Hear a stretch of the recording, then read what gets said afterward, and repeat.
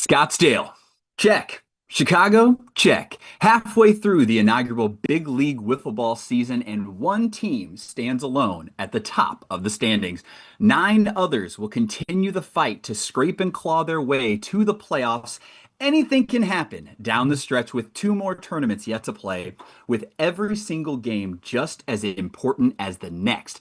Ladies, and let's be honest, mostly gentlemen, welcome to the first live draw show for BLW Big League Wiffle Ball as we bring to you the matchups for the upcoming BLW Bruin Bash at Wallace Annenberg Stadium on UCLA campus in Los Angeles, California. My name is Sam Skibby and I am joined tonight by the one, the only Mr. Jordan Robles. Jordan, welcome, and California, here we come. Are you ready to get to warmer weather and wiffle ball again? I cannot wait. I just want to say that was a fantastic intro, by the way, but I'm tired of the snow. I need to see palm trees, and I really want to see Venice Beach. UCLA sounds great too. Absolutely. We cannot wait to be back in LA as we look forward to beautiful Cali weather. And after a long holiday break, we got everything done. We were with families. It's time to get back on the wiffle ball field for some fantastic competition. Jordan, the biggest storyline of the season so far has to be the dominance of your team, the LA Naturals, winning back-to-back tournaments to start the season. Obviously, the three-peat is on the mind, and you get to go for it on your home turf. Is the squad liking their chances knowing everything's coming down in LA? Absolutely. Like you said, we won the first two tournaments. I feel like we haven't really played at our best yet. So that Very time off, arms are well rested. People definitely had time to get over any injuries, whatever they had lingering from the season that had finally, kind of ended. So it's 2026 now, new year. This is the year of the World Series, so we want to win, and yeah, we're going for that three-peat. Absolutely. And recently, BLW announced the playoffs, which will be held where it all began, back in Scottsdale, Arizona, March 22nd through the 24th. Playoffs will be all day on March 22nd, followed by the All-Star Game and Home Run Derby on the 23rd, leading to that pinnacle event, the World Series matchup for two lucky teams looking to make history in this big first season for Big League Wiffle Ball. Tickets are on sale where you can take in a Major League Baseball spring training game, then follow it up with the championship matchup on the field. It will be an event that nobody wants to miss. Jordan, it would take a catch-22 miracle for your Naturals to not make it to the playoffs as you look to punch your playoff ticket with simply any amount of points in the LA tournament coming up on your home turf. Does that change your mindset at all as a team with saving arms or any strategy like that? Or is the $2,500 in fan cash from Fanatics, along with it being in your home city and the chance at a three-peat, enough motivator to continue that dominance and go for it all? Um, I'll say, getting to the World Series is obviously number one goal. So to just like you said, by achieve that goal just by really stepping foot on the field that day is great. It's something that we really can't take for granted. There's so many great teams in this league, and you think of the other eight teams in their perspective going into this, it's a must win. If Yeah, you win this tournament, you pretty much seal your fate because we got one more tournament in February of Frisco, Texas. So there's a lot riding. On the line Saturday for a lot of these teams out there. If you really want to ensure that path to the World Series, you have to win this tournament. But with that being said, there's a ton of great teams. Obviously, this league is stacked top to bottom, but we have a couple challenger teams. Las Vegas Whifflers is back. For those yeah. of you that forgot, they won the league last year. So, ton of great players: Jordan Bonet, Jay Ventresca, Steve Trippis. So they're definitely going to be an X factor. What if they win the tournament? Then that Yeah. puts every team in the league on the outside looking in. So there's a lot of storylines going into Saturday.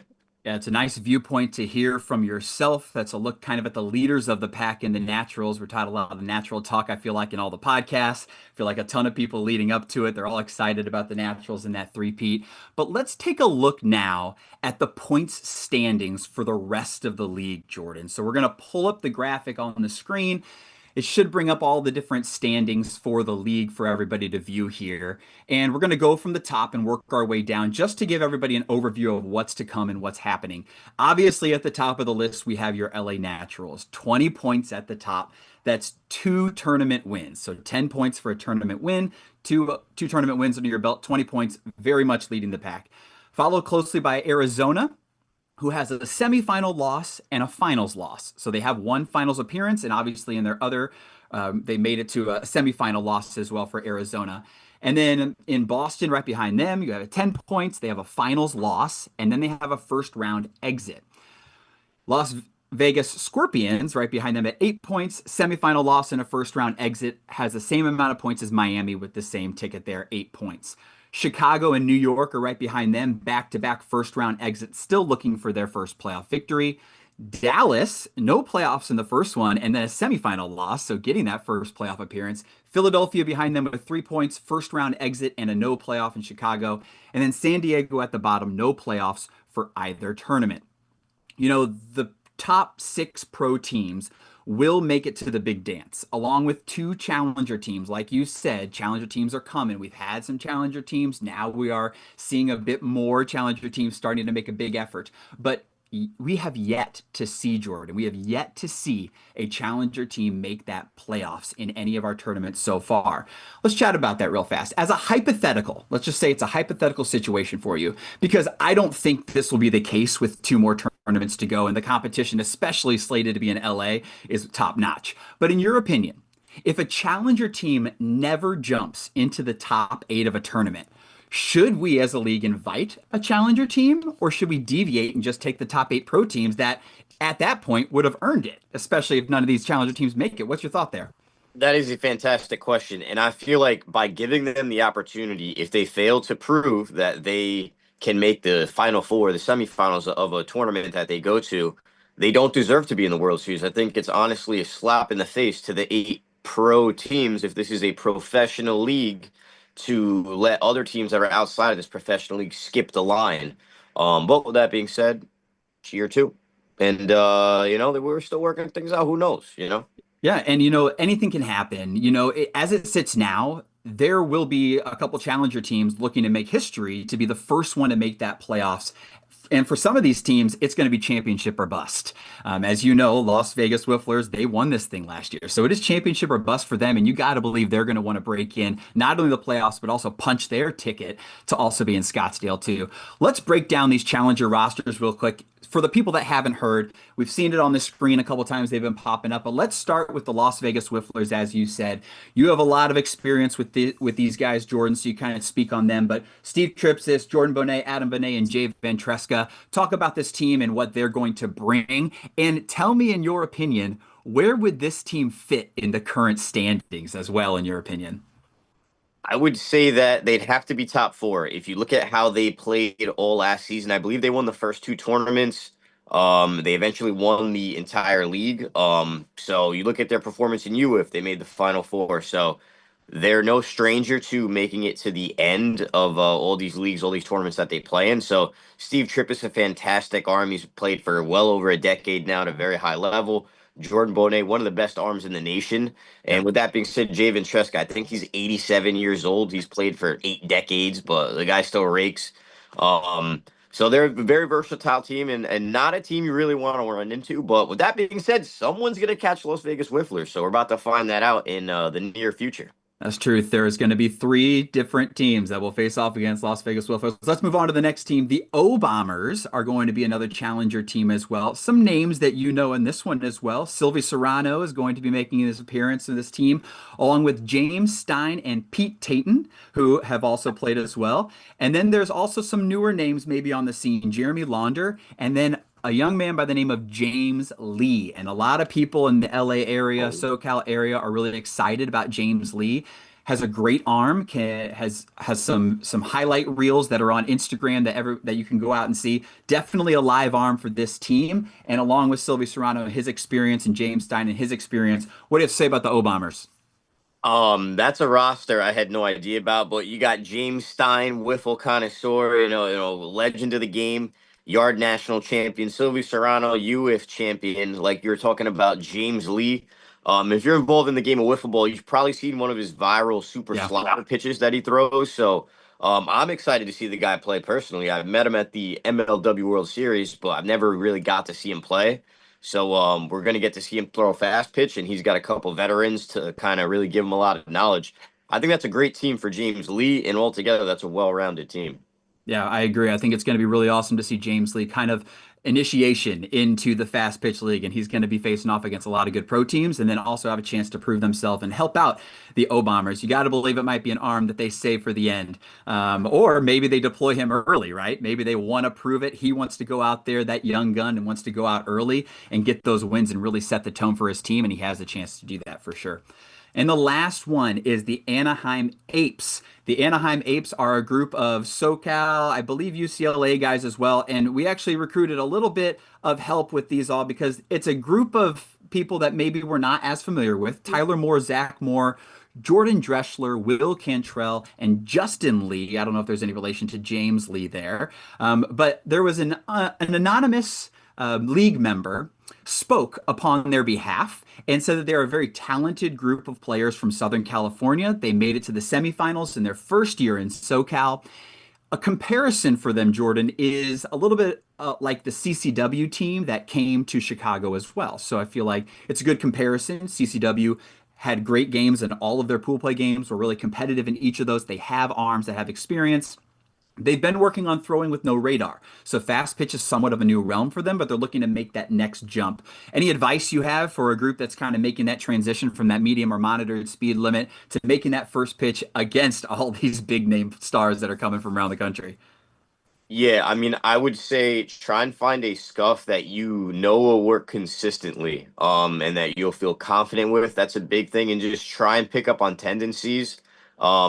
The ball is going to move a lot more than you're used to if they play that scuff ball style. I don't know if they play knife or scuff, but with that being said, SoCal is becoming a wiffle ball hotbed. It's a baseball hotbed. Yeah. Some of the legendary baseball players come out of there. The weather is great year round, so.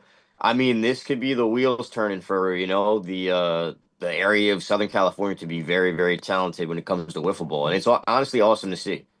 Yeah, Chicago had some amazing talent from a challenger team. LA looks to be no different as we head there this coming weekend. That's enough yapping from us, Jordan. Let's be here for the reason that everyone has joined us on the live stream. You all asked, and the league is here to deliver the first ever live scheduled draw, and that will begin now. Here's how this will work. Behind the scenes, we have Commissioner Logan Rose, who will draw and reveal a matchup one at a time in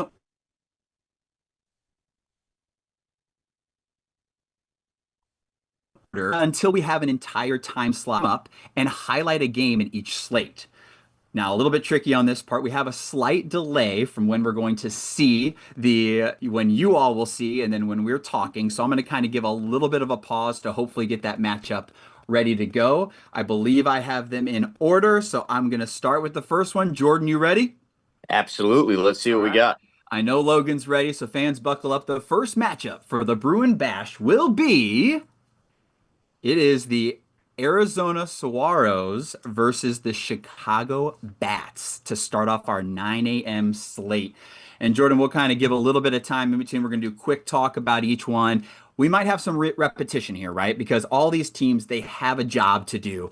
This is the third tournament. This is where it's really going to get the strategy is going to come into play with these teams. They have to get a certain amount of points. For some of these teams, they have to press a little harder. And I feel like Chicago is one of those teams, right? They're going to have to press early, especially against this Arizona team. Yeah, kind of like I was saying earlier, for every team outside of us, not to sound biased, but it is a must win. There is no tomorrow. You need to take every game as it is a must win. You can't take pool play lightly. You may see teams throw their aces in their second game of pool play if they were to lose round one or that first game. So, it'll be very interesting to see how teams game plan for this tournament. Yeah, strategy is going to come into play for everybody. Do you deploy everybody really early? Do you wait till the end? And some of these teams, it's not just about making playoffs, Jordan. They have to make a deep run. They have to put themselves in the position. So you have to save some of your top arms, if not your top arm, because you're going to get to face somebody like a Naturals or Scorpions team who their depth is immense. And you're going to get somebody throwing better than you've seen throughout the entire tournament. So you're going to have to save somebody on your end too. So it'll be interesting to see that strategy, like you said. Let's move on to our next 9 a.m. game, and that will be it is the Dallas Pandas versus our first challenger team, the Anaheim Apes. So the Anaheim Apes team is the relatively unknown challenger team of it. The Dallas Pandas get the first crack at the Anaheim Apes. So what do you guys say about this one? It's probably a must win for Dallas, right?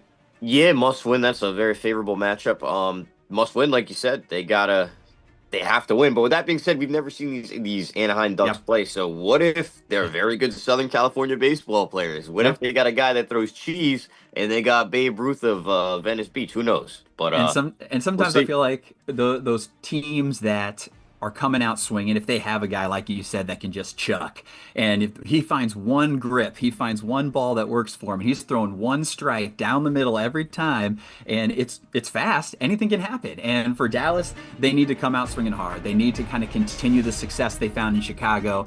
And this is a really favorable matchup, like you said, to get started and to continue that growth as a team who are far down in the rankings and find themselves out of that top six. All right, let's move on to our next graphic, I believe, coming up. We have the Las Vegas Scorpions versus the O Bombers. The O Bombers, the second challenger team, so that's that Sylvie Serrano, James Stein team that's going to be facing off against the Las Vegas Scorpions. You know the Scorpions, obviously. You know some of the players on the O Bombers. What do you have to say about this first matchup for the Las Vegas Scorpions that find themselves in fourth place in the standings? I think obviously we haven't heard any other matches, but this could be one of the marquee 9 a.m. First round games. The O Bombers, they're a very good team, and so is the Las Vegas Scorpions. The Las Vegas Scorpions are in fourth place. They need to win. Yep. With that being said, what if they throw James Lee? And what if James Lee's got some stuff? And Sylvie Serrano runs into one, Stein's a vet. So it's a very interesting matchup, and that'll be a game I'll be interested in. Yeah, it's really interesting to see this James Lee come into play because he's one of those other arms too, right? A lot of those arms kind of deploy early. It's a chance for James Lee to warm up the entire time in the morning, right? He's going to warm up all morning. He knows he's pitching game one. He comes out firing against some other young guns like Las Vegas has. You're not going to see Whitener yet, right? We're not going to see him. Las Vegas is going to have that, but they have arms to also combat a good one too. So it's all going to come down who's going to run into one. And like you said, Sylvie and James can do it. I've seen firsthand James Stein even run into some balls every once in a while against some great pitchers. So it's going to be great to see that first matchup and see the O Bombers and how they handle it. All right, that moves on and back again. Here's the next graphic. The last challenger team, the Las Vegas Wifflers, are going against the San Diego Orcas. So the Orcas and the Las Vegas Wifflers are going to go at it. Tough draw for the San Diego Orcas, who find themselves at the bottom with 0 points.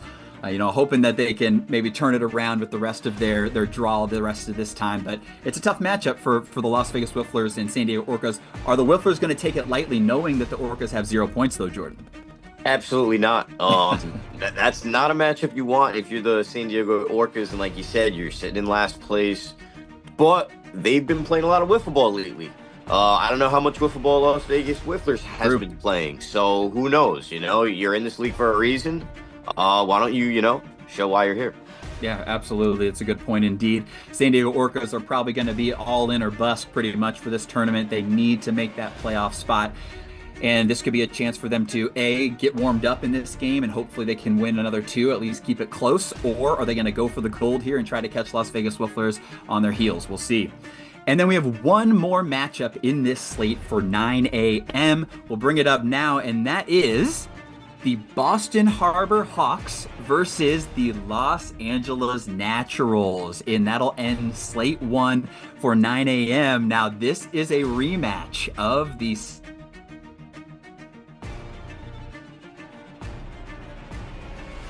Zone Tournament Championship. Jordan. Yep, we're good. Nope. Did I lose you? No, I hear you. Yep. Did you hear that last one? Yes, yeah. It's a rematch from the Scottsdale Finals. Yep. It's also a rematch from the Chicago Semifinals. This is a team, no matter where we are, what area, what city of America, we tend to run into them. So this is a rivalry that is brewing here. I feel like we've had a lot of intense matchups. This is a team, whoever wins this game 1 of the day, you may run into them later on that day in the playoffs. So, but that being said, very pivotal game, because whoever loses this, you're 0-1. Who knows who you got game 2? There's a ton of great teams in this tournament. Every game's a must-win in this, tournament format. All right, let's bring up all 5 games from the slate if we can. And Jordan, you and I will talk about these games. Obviously, I can kind of go through it, but in my mind, there's the biggest matchup was the last one we said. I mean, this is a matchup of the finals from one, semifinals from another. It's going to be a little interesting to see who pitches, because I don't believe you all have played each other in pool play yet, correct? Yeah, no. Yeah, it'll be interesting to see what strategy is deployed from this team. You got to believe you're not going to be seeing Randy Dalby yet. You got to believe it's going to be somebody different. So it's going to be an interesting perspective. And that's probably my pick for the game of this slate. But anything different? I mean, it's the finals of the Scottsdale tournament. It's the rematch of the semifinals. So this is a very big matchup. I would say, like you said, I wouldn't expect to see Randy Dalby, but I would not be surprised to see Randy Dalby either. So who knows who we throw? I don't know. We'll see. All right. Well, let's move on to the 10-15. You're going to get 3 teams here in this pool play. You're going to get the 3 teams that weren't remaining. That was 10 teams. We have 13 teams total in the Pro Division coming to LA. So we have the next matchup, which is going to be the first matchup of 10-15, and it is the New York Green Apples versus the Miami Mirage in their 3rd meeting as well. So just like you all facing the Harbor Hawks for the 3rd time, we have a back-to-back matchup of 3 times in a row. So all 3 tournaments, the Green Apples and the Mirage have faced off. These are teams that are in the middle of the pack. Mirage have a slight edge, beating them in the first round, beating the Green Apples last tournament in the first round. But talk about this matchup. It's an important first game for both these teams, and it'll be interesting to see those pitching strategies deployed. Yeah, I mean, Tommy Hernandez, he's been throwing the ball well. He's been hitting absolute tanks. Cam Smith, he's throwing the wiffle ball better than I think I've ever seen him throw it lately. He's really coming to form with the bat as well. So the Miami Mirage, they got Braden Eberhard as well, who's a fantastic arm. They're a team that seems to be ascending and, really kind of finding their stride. That being said, your New York Green Apples, fantastic team. You got Will Smithy, number 1 in the drop. You got Dudas, 2-time NWLA champ, maybe 3-time, 4-time, who knows? They won that thing too many times. But you yourself, so it's a very, loaded team top to bottom. Reed Warner as well. I don't know who you guys are going to throw. I don't know who they're going to throw. That's what's going to make this interesting. Every team is in a must-win situation, so someone's going to have to go to the race, because if you don't win, there's no tomorrow. So I think you got to throw your best guy and then figure out what you do when you get to that situation. You hope that you win and you get there, but you worry about who you throw then when you get to that spot in the tournament. Yeah, it'll be really interesting to see how all these teams deploy. And like we've been talking about, I feel like that's going to be the interesting part of this third tournament for everybody. All right, let's move on to the next matchup. And actually, coming up, we don't get the team we thought we were going to get. I'm sure they'll be somewhere in this slate, a random draw here. The Anaheim Apes are back at it again, and they'll be facing off against your Los Angeles Naturals. So you're bumping your fist. The Anaheim Apes and Los Angeles Naturals will be the second 10-15 slate. Obviously, you're getting a different matchup from the Boston Harbor Hawks. So if you go, that Boston Harbor Hawks game becomes a little more important for you now, because if you go win that game, you can really go all out and maybe try to get that 2-0 slate. Agreed? Absolutely. But like I said earlier, I'm reacting like I'm excited. What if the Anaheim, what's their name? Anaheim Apes. Anaheim Apes. What if they've got a guy that throws absolute cheese? We're going to be in a predicament. So I would expect every team that plays this is obviously going to, give their best all, possibly throw their best guy. So, I mean, a team like them, I would assume they're going to throw their best guy game one, because they're going for broke from game one on. They don't expect to make the playoff. They don't expect to make a deep run, so you might as well give it your best shot. So it'll be very interesting. Let's see what they have. Yeah, it'll be interesting to see how those challenger teams, right? They're basically, they haven't been pitching the whole time. They don't really care about the point standings, but they are trying to possibly make it to the playoffs for the first time and punch that ticket to Scottsdale. So it will be interesting to see what their strategies are. Like you said, do they all just go for broke, start early, win often, because they can't take a break off if they do want to be invited to Scottsdale and be that first challenger team? That does make history this year. All right. Let's move on to the next matchup. Oh, we got a good one here for you, Jordan. We got the Las Vegas Wifflers versus the Boston Harbor Hawks. So Boston getting two tough matchups to start their tournament. I guess all you can say is good thing they are second place in the point stand, or third place in point standings right now. Yeah, you hate to see it. I was really hoping we weren't that team, obviously, that you end up in that death pool, that death bracket. Seems to be like the Boston Harbor Hawks are in that situation. They're a very good team, though. They're a very talented team, so they very easily could go 2-0. But if we were to take that game one, maybe they have to throw Andy Dalby game two here. So it'll be very interesting. Yeah, teams really, it's basically it's win two or at least go 1-1-1, right? Like you have to tie and win a game in pool play to basically have a chance at making it. And most of the time, just getting your second win is big. So yeah, depending on what happens with that Naturals game, they could very easily be going for broke here and trying to throw their ace game two. And that's what's going to be interesting slate by slate. Not only does your matchups matter, but it matters when you play those matchups too. That's what's crazy about the draw sometimes. So, all right, bringing it back around, we finally get the Philadelphia Wiffle Club. We knew they were going to be somewhere in this slate. Philadelphia Wiffle Club is next, and they're facing off against the Las Vegas Scorpions. Be a great matchup as well. Obviously, Philadelphia's claim to fame is they are the only team that has beat the Los Angeles Naturals. Had a great game against you all, some solo home runs off Vin, and also pitching really well in that game, kind of caught with a clean ball there. But let's talk about Philadelphia Wiffle Club from your experience, and then obviously you're really great friends with a lot of the Scorpion fellas. So talk about this matchup. It's going to be a big one for Philly Wiffle Club too. Yeah, Philly Wiffle Club, I believe you have Dominic Satrowski, very good arm, throws the clean ball. You got John Paul Gunn, Josh Wheeler, who's I feel like a very underrated player on both sides of the ball. So they're a team, they just kind of haven't gotten over the hump. So it'll be very interesting to see who they throw and how they do Saturday. You know, they are a team that they haven't played to expectations, but everyone's in a must win. So when everyone's all in, let's see how people play.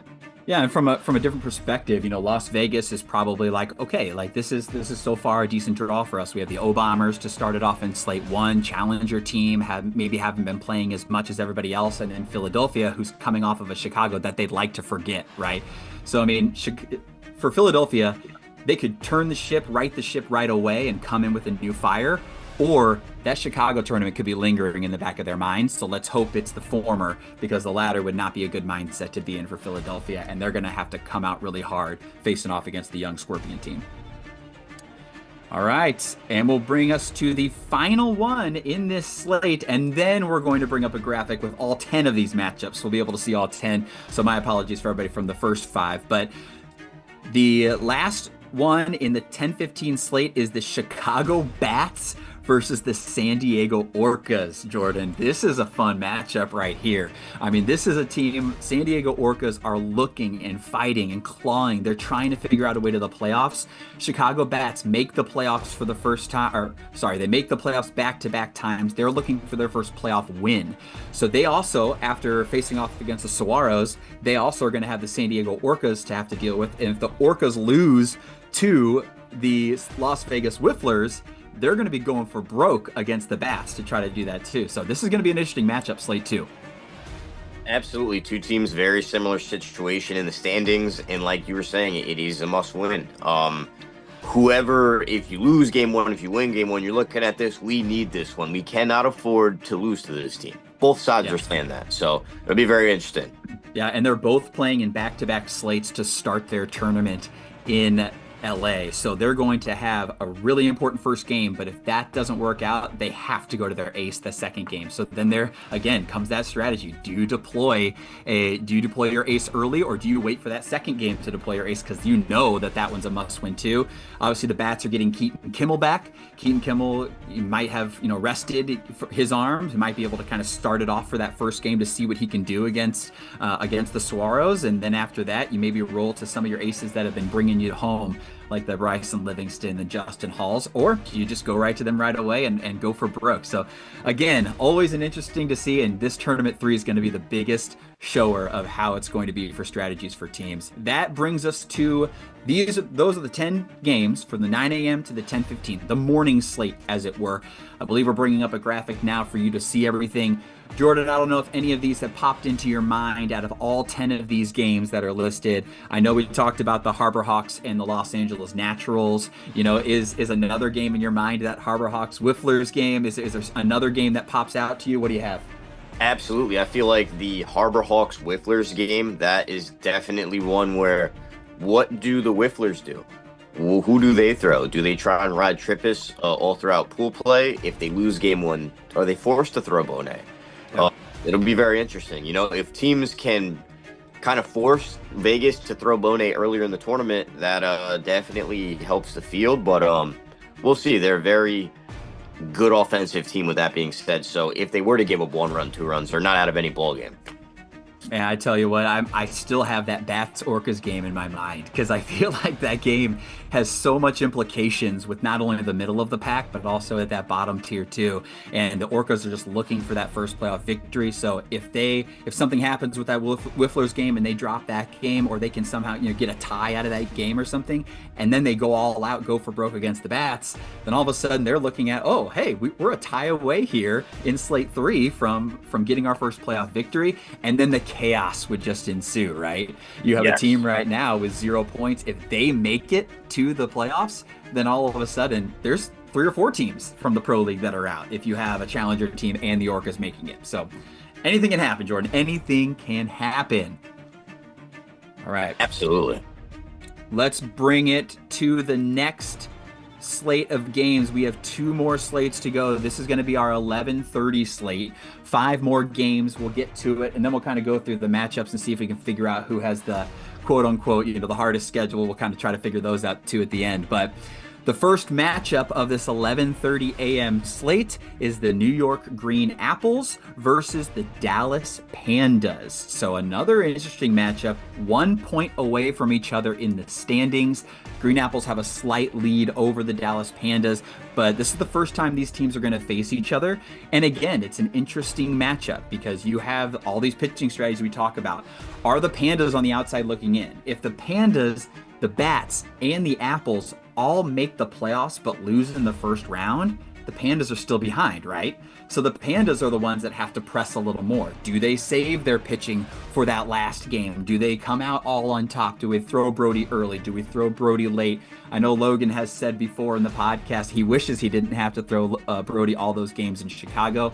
It's going to be interesting to see this matchup play out between the Green Apples and Pandas in their first meeting. Yeah, dude, does Dallas throw Brody Livingston early? I feel like they're in a position they have to. In Chicago, we faced Brody Livingston in game one of the day, and I think he threw the entire tournament, Yeah, I honestly. think he did.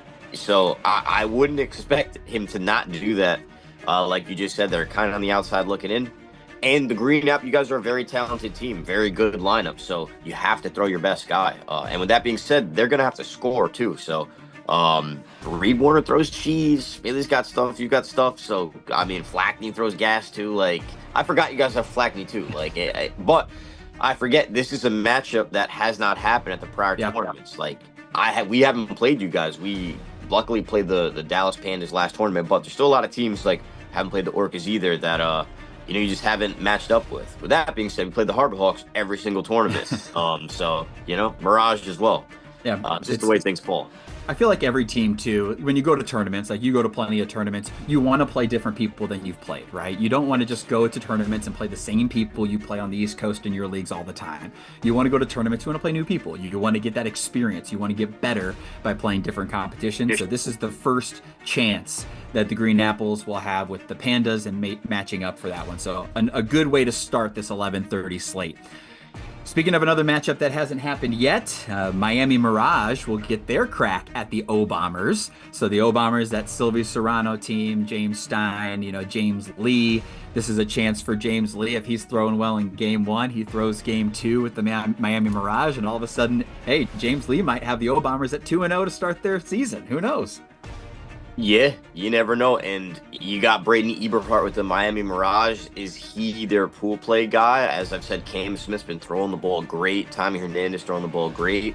Who do they throw? They have three very good options. So it'll be very interesting. Two very talented teams, two veteran wiffle ball clubs. It'll be a great game to see what happens. Yeah, and those challengers obviously now facing the O-Bombers, facing Las Vegas, the Scorpions, and then Miami, turning around and faces Miami. So they're facing both teams that have that 8 points in that fourth and fifth spot. So it's a tough matchup so far for the O-Bombers, but you got to believe that they're going to come out ready to throw, and they have the experience to kind of understand that tournament strategy too. So, all right, O-Bombers and Miami Mirage brings us to our third game for the 11:30 slate. The Arizona Saguaros versus the Las Vegas Wifflers. Jordan, Las Vegas Wifflers are getting kind of a gauntlet here, for themselves too. But Boston Harbor Hawks and now the Arizona Saguaros, and both those teams are second and third, and they're facing off against arguably the best challenger team we've seen so far. Yeah, that's that's not a matchup you want, but with that being said, the Saguaros have been absolutely mashing the wiffle ball. Nick Martinez, Andrew Leday, I think they're hitting 900. Yeah. Thank God we're not doing any PD testing. I thought Balco closed down years ago, but I guess not. I don't know. But is this game three? Is this where Vegas is in a position where they need to go to Bonet? Are the Saguaros already 2-0, or is this their second game of the day at this point?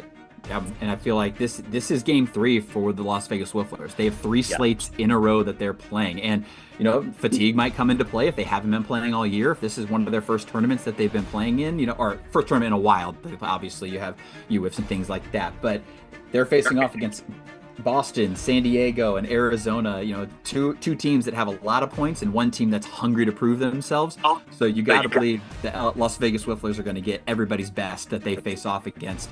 And I don't think these pro teams want any of the challenger teams to win. I think they want to prove that they are going to beat up on these challenger teams, and they don't want them to come in their house. So it's going to be interesting to see, especially with Las Vegas Wifflers. They're close by. It's not a long drive for them. It's not a far experience. So that's seems to be the end of the Las Vegas Wifflers pool play, and it's a good one. Oh, absolutely. I mean, yeah, if you're one of these pro teams, you've traveled to Arizona, you've traveled to Chicago, you should have some pride. You should, want to say, yeah, man, I want to punch my ticket in there. I don't want to let one of these guys show up one day, one hit wonders, and just jump me in line. And punch their own ticket indeed. Yeah, absolutely. Exactly. Yep. All right, and that brings us to the fourth game in this 11:30 slate, and it is 3 slates in a row for both of these teams. So you're going to get the Boston Harbor Hawks versus the Chicago Bats. So this is a good matchup. Boston they have LA Naturals and they have Las Vegas Wifflers. So they have two teams in their first two matchups that are difficult teams to face off against. And the Chicago Bats continue to be on the rise. They got better they kind of were just there, but they still made the playoffs, didn't get a hit in that first one, and then came alive in Chicago and really proved that they deserved to be there, had some great pitching performances. You got to believe the Chicago Bats are going to be going all out against this Boston team. In Boston, it might just be pride at that point if they've dropped the first two. So should be interesting.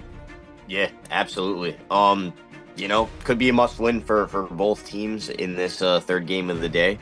It'll be very interesting.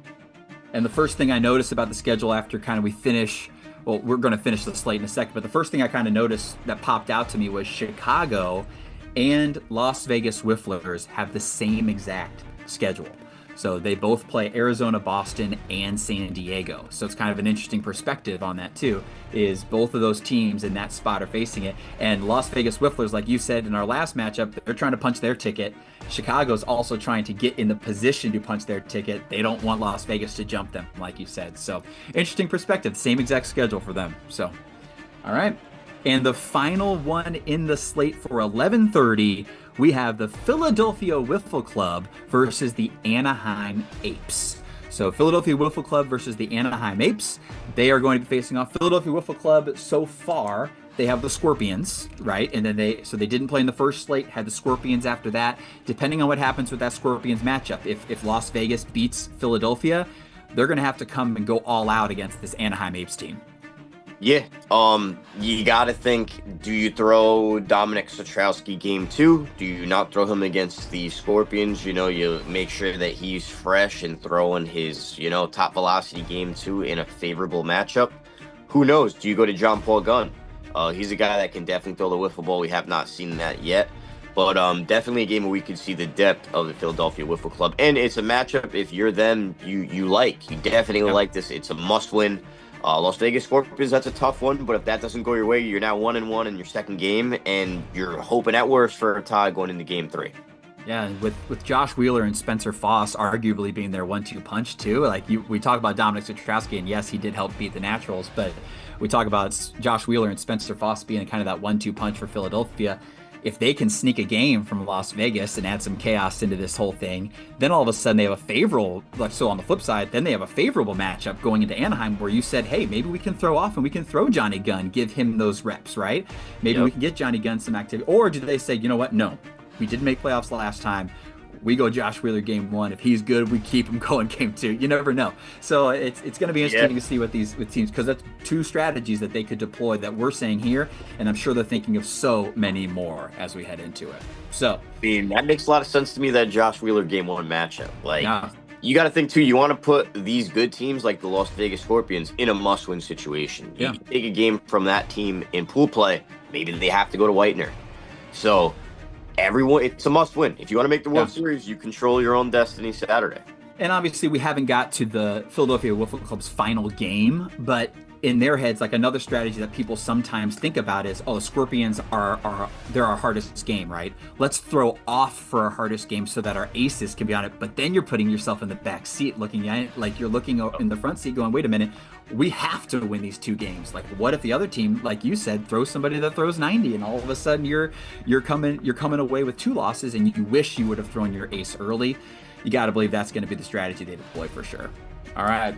That brings us to the end of the 11:30 slate. Just one more slate to go. We'll go through these 12:45 games. That'll finish up pool play for us, and then we'll kind of bring up the graphic for all of the 11:30 and 12:45 games and try to pick out a game that we want to see in that slate the most. The first one for 12:45 is the Miami Mirage versus the Dallas Pandas. So Miami Mirage, Dallas Pandas, kind of a very similar situation for the Dallas Pandas. They faced off against the Green Apples and now facing off against Miami. And earlier, the Green Apples faced off against Miami. So it's kind of like they're all facing off against each other in this, these activities. But talk about that game, Mirage, Tommy Hernandez going off, probably in the conversation for being one of the best hitters in this league so far. Can hit anything, can hit anybody. Back-to-back in one playoff series hit home runs against Reed Warner and Connor Jaso. I don't think many people around the country can say that. So talk about that matchup between the Pandas and Mirage, where you got to believe this might be where the Pandas deploy Brody Livingston for sure to make sure that he's warm, hoping going to the playoffs. Absolutely. And I mean, if you're a Miami Mirage team, no matter what arm you go to out of those three, Tommy Hernandez, Cam Smith, Braden Eberhardt, they're all three very good options. So no matter what position they are in a tournament, they're never really in a bad spot, so to say, because they have that pitching depth. Whereas the Pandas, you kind of know Brody's their guy, you know? So if they're in a must-win situation, you know who you're going to get. And what if he's 2 games in already? What if this is his 3rd game of the day and he has to win it? That's not going to be ideal. Now that we see Dallas's matchups, you know, where they start off with the Anaheim Apes and then they're going to New York and Miami, if they can somehow not throw Brody against the Anaheim Apes, you don't want to catch anybody looking, don't get me wrong, but from a strategy perspective, like I said earlier, these guys have 5 points. They're on the outside looking in. If they just make it to the playoffs, it's not enough, Jordan. It's not enough. The Dallas has to make that jump. They have to get back to the semifinals at least. The only way I feel like they're going to do that, unless somebody else steps up, is by Brody's arm. You can't let him throw that many games, and I feel like they have a chance to say, okay, hey, the Apes game, let's win that one without him. And then if they win that one, do they not have to press in game 2? And then maybe they say, all right, now Brody, go game 3 and then go the distance for us, kind of starting him later so he can deploy later. And he made a run last year, right? He made it to the finals and on the back of his arm, but you don't want to kind of run out of gas with him. That would be, if he pitched all pool play, that'd be 8 games in a row between 2 tournaments coming in for. I know month break, but yeah, it's going to be a good matchup for sure. Yeah, that would be absolutely insane. You know, with that being said, if you push to go 3-0, now you get a favorable matchup your first round of the playoffs. So if you need to make that deep run in the tournament, I want the most optimal matchup that I can get. So going 3-0 is going to be so rewarding for those teams that do go 3-0. Yeah. But when the Boston Harbor Hawks have a rough schedule, you could go 3-0 and you catch up with the Harbor Hawks round 1. So absolutely. And I feel like this Dallas team is just so interesting because they have self-proclaimed that, you know, Brody's their guy, but everybody else kind of is still trying to get to that next level to help Brody out. So I feel like Dallas is the most interesting when it comes to pitching depth and how they're going to deploy that strategy. But only time will tell. 12:45 matchup begins with that Mirage and Pandas matchup. The second one would be the New York Green Apples versus the O-Bombers. The O-Bombers final game, New York Green Apples final game. That's Sylvie Serrano, James Stein, James Lee. So does James Lee pitch the first 2 and then keep it rolling, or do we see somebody different? The New York Green Apples obviously going to be in a spot. That's a tough schedule for the New York Green Apples. I mean, you got Miami, who has proven themselves. They've beaten New York before. Dallas is a new matchup. Who knows what's going to deploy there? And then you have the O-Bombers in an experienced challenger team. So good matchup for both teams. Yeah, that's definitely going to be a great game. 2 great teams on paper, 2 veterans of the game with that being said as well. Yeah. We'll see. You know, I don't know who O-Bombers are going to throw, whether it be, you know, James Stein, James Lee at that point. The earlier matchups will determine, you know, and kind of have so much of a factor. It's hard to really analyze these games without those first 2 having taken place. Absolutely agree. All we can do is guess as Jordan and Sam 1 week out from this tournament. So, all right, and let's move on to the next one, 12:45. We have the final Philadelphia Wiffle Club game, and it will be the Arizona Saguaros. So the Arizona Saguaros having Chicago, Las Vegas Wifflers, and now Philadelphia.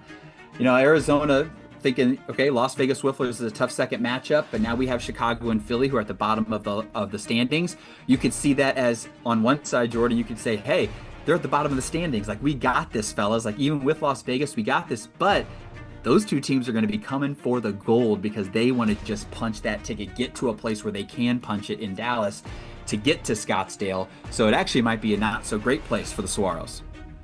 Yeah, you can't take any team for granted in this league. I feel like you kind of really can't take that prior tournament, really. You know, it's a clean slate, new year.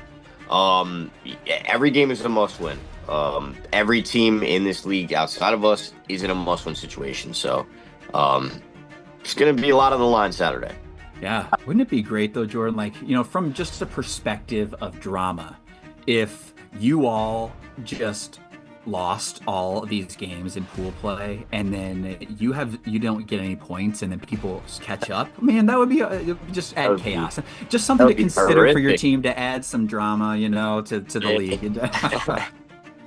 Kevin Costner would not be too happy with that. Yeah, I don't think you could try to lose these games the way some of you play. So, and the way you all are playing, indeed. 12:45, we continue on, and this is where it gets interesting because since we have 13 teams, Jordan, one of the challenger teams was given an extra game so that it could fill another spot. So couldn't give it to any of the pro teams because all the pro teams have to have the same amount. And the Anaheim Apes are going to get a matchup again. They're going to get 4 pool play games to fill it in, and they're facing off against the San Diego Orcas. Let's talk about this Orcas schedule real quick, Jordan, because all of a Like sudden, it. San Diego might be thinking, okay, we've had time after time, we've been losing, we've had all of these different tough matchups, and yeah, they start their draw with the Las Vegas Whifflers, and then they get, okay, Chicago Bats, they have 6 points. Okay, now we have this Anaheim Apes team that's another challenger team, and this one's less well known. So not only do you have 2 challenger teams, but you also have the Chicago Bats who have that 6 points right now, right in the center of the standings. Talk about the San Diego Orcas team and how they should be approaching this schedule. I feel like, game one is a rough matchup, obviously, with the Las Vegas Yeah. Whifflers. You don't want to wave the white flag. But game two, Chicago Bats, they're a team that's kind of in a very similar situation that you're in. That's a team that you think we can beat this team, you know? And you get the Anaheim Apes in that last matchup. If you look at these 3 games that they have, you got to think we can win game 2. We can win game 3. We can punch our ticket into the playoffs. And if you get to the dance, man, anything can happen. So Yeah. we very well, they should expect to make the playoffs. They should go into this thinking we're going to go 3-0. If the very least, we're going to go 2-0. We're favored game 2. Let's see if Logan come back. I'm gonna take a pause on this, everybody. Just if we're final game, you knew it was coming, Jordan. You only had 2.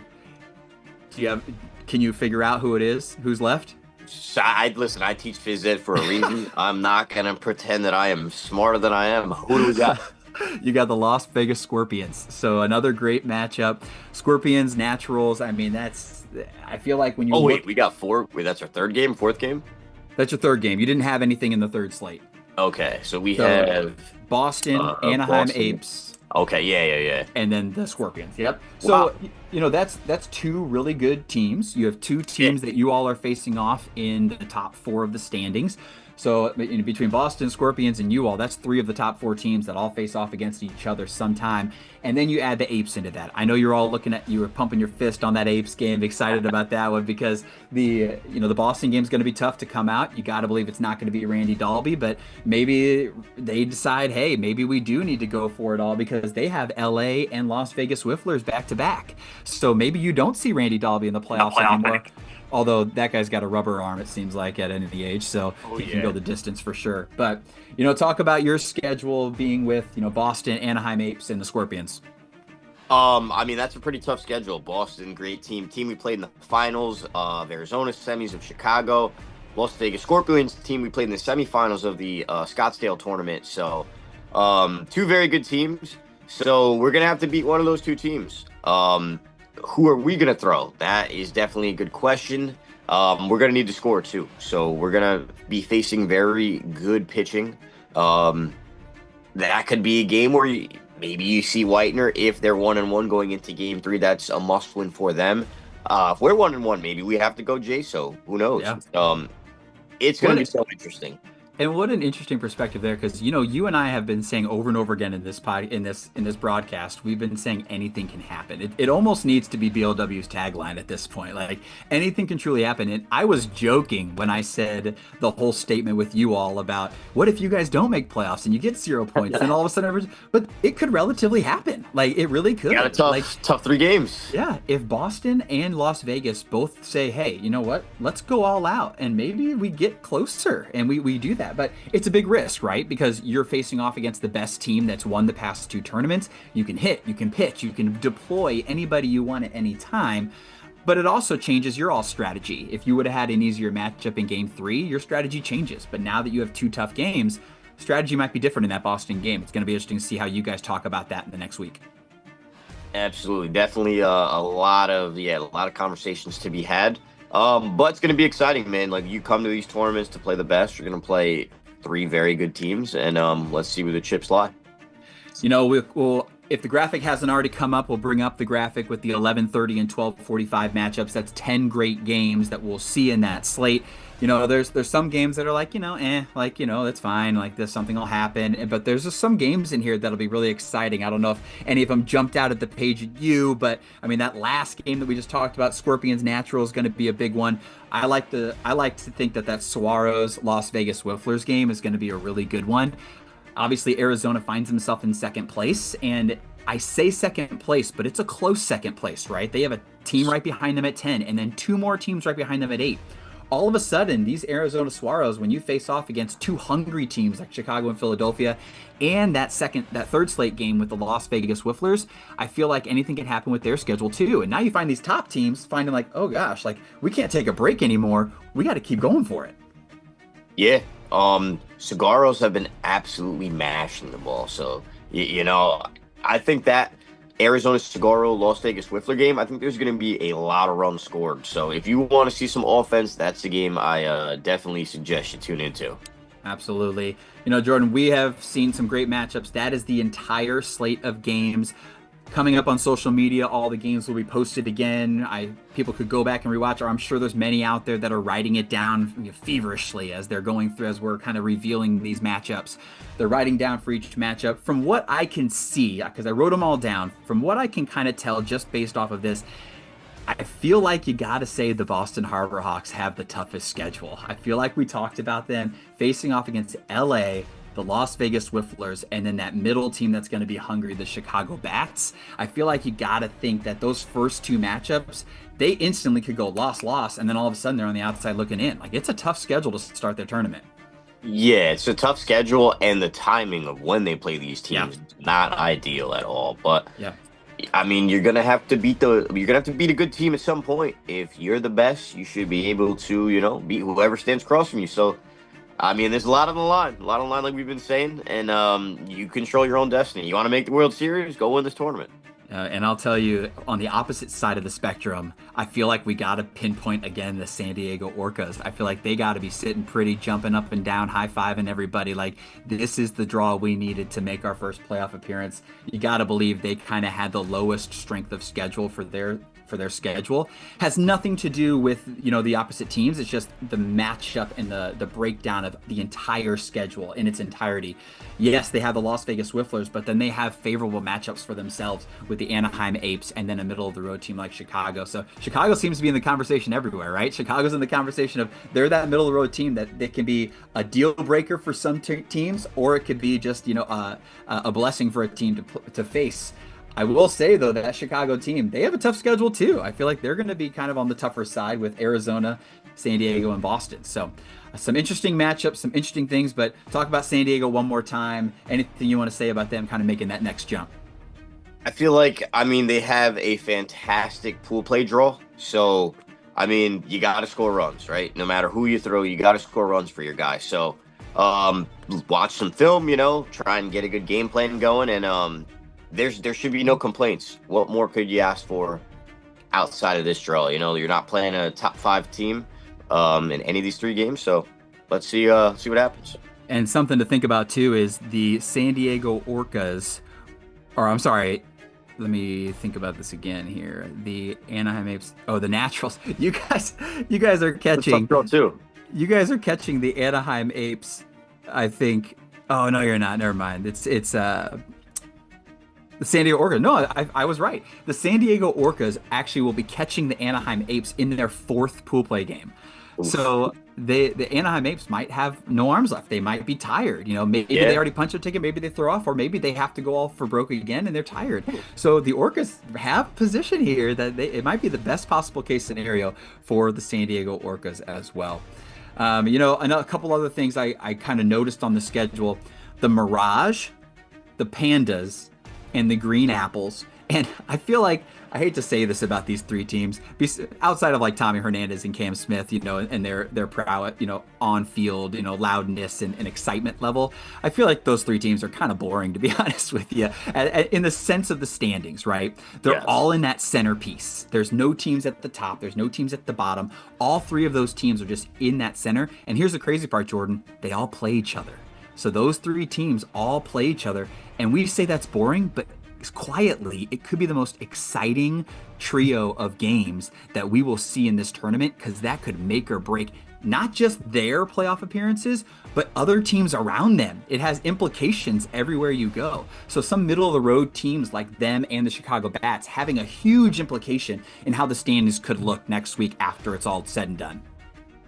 Yeah, you don't know when, if you'll get the opportunity to play a team that's above you in the standings in our final tournament in Frisco, Texas. So when you get that opportunity to play a team that's above you in the standings, you really have to capitalize. When you get a favorable pool play draw, you have to capitalize. Nothing is guaranteed. You do not want to leave your season for the last tournament of the year in Frisco, Texas. So you got to capitalize. You got to capitalize on what you got this Saturday. All right, Jordan, I'm going to put you on the spot one more time. Are you ready for it? Let's go. Let's assume the Las Vegas Whifflers are a shoo-in to be the first challenger team to make the playoff bracket. They're the most experienced team that we've seen so far as a challenger team. They've won this tournament before with BLW.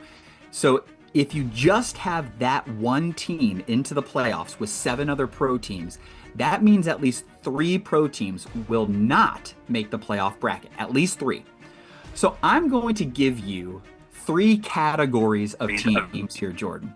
I'm going to give you 3 categories, and I want you to choose a team from each category that is most likely to not make the playoffs. Does that make sense? Yeah, So I'm going to kind of absolutely. group these into these specific groups for categories, and you're going to have to pick which one of these teams will not make the playoffs. Are you ready? Let's go. See what we got. All right, here we go. Your first one is going to be the top 3 teams in the standings: Naturals, Saguaros, and Harbor Hawks. All 3 teams have really tough schedules. So, Yes. in your opinion, which team is most likely to not make the playoffs? Put you on the spot. I'm biased, obviously, because I am one of the 3 in this one. I'm gonna have to go Boston Harbor Hawks. They got a very tough draw with the Yeah. Las Vegas Whifflers with us, so I'm gonna have to say them. But they're a very talented team. Yeah, I mean, and just having that question put out there is wild to think about that one of those 3 teams could not make the playoffs this year. It's very possible. So, next one, the Las Vegas Scorpions, who are at 8 points, or Miami Mirage, who are also at 8 points. They both have very different schedules. The Yes. Miami has the New York Green Apples, the O Bombers, and Dallas Pandas, and the Las Vegas Scorpions have the O Bombers, Philadelphia Wiffle Club, and the Naturals. Who do you got? Vegas, Uh, Miami. Oof. I mean, I can't go against Miami. I just feel like their pitching is too good. Tommy Hernandez is playing well. Cam Smith's playing well. It's gonna sound crazy. I would have to say the Scorpions, but with that being said, you got so many arms on that team, so many bats as well. Preston Combs, Stephen Hayden, Dustin Staggs. So you're really like, you got so many good guys. So um, it's but something's got to give. There's Someone's got to get. everybody in the playoffs. Someone's gonna go home empty-handed here. One of these very good teams. So who knows? And it's possible both of them make it. Don't get me wrong. I'm putting Jordan on the spot here to group these into categories, but Yeah. it's interesting to hear those different insights because anything can happen. And we went from 3 teams that have all difficult schedules to then these 2 teams have very similar schedules. Now I'll jump down to the kind of the bottom group that is trying to earn those extra points. But let's go with Chicago, the Chicago Bats, New York Green Apples, or the Dallas Pandas. As you've seen, Chicago has a tough draw, and the New York Green Apples and Dallas have very similar schedules, with Dallas playing the Apes and then New York playing the more experienced O Bombers. Who do you have kind of not making the playoffs from Chicago, New York, or Dallas? I would have to say Chicago. Like we've been saying, the San Diego Orcas team, they got a good 3-game draw. and they're in a must-win situation. I feel like this could be their tournament to do well in. I believe they have some California guys on that San Diego Orcas team. You got to think they're San Diego, so who knows, man? But I would have to say Chicago out of that three-team trio, I would say probably unlikely to make it. All right, just a little fun thing to join in there. The schedule will be posted. Everything will come out on social media. We thank you for joining us. That's it for us here with BLW. The Bruin Bash is coming at you this weekend as Whifflers will descend upon the City of Angels at Wallace Annenberg Stadium for what is likely to be the most important tournament of the season on the slate for most of these franchises. Nobody knows how it'll shake out. Jordan and I certainly don't know how this is going to shake out. But one thing is for sure, the playoff picture and the overall conversation will be completely different this time next week once the last pitch is thrown this Sunday and a champion is crowned. Will it be the three-peat for Jordan and the Naturals, or will the league finally take down this talented roster? Join us this weekend and find out. For Jordan Robles, Commissioner Logan Rose, I am Sam Skibby. On behalf of Big League Wiffle Ball, thank you for joining us tonight, and good luck to all teams headed to LA. Thanks, Jordan.